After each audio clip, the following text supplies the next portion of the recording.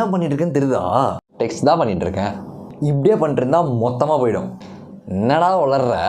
ஆமா நேசமணி, இதே மாதிரி பண்ணிட்டு இருந்தனா கண் எரியும், தலைவலிக்கும், டாக்டர் கிட்ட போவா, கண்ணாடி போட சொல்லுவான், பக்கத்து வீட்டுக்காரன் கீரை சாப்பிட சொல்லுவான், மேல் வீட்டுக்காரன் கேரட் சாப்பிட சொல்லுவான். இந்த அட்வைஸ் எல்லாம் தாண்டி நீ தேட்டருக்கு போனால் அங்கே 3D கிளாஸ்ன்ற பேரில் கண்ணாடி மேலே கண்ணாடி போட வேண்டிய நிலைமை வரும். அது டேய் நிப்பாட்றா, இப்போ என்னதான் பண்ணணுன்ற? கண்ணை சிமிட்டணும், அவ்வளோதான்.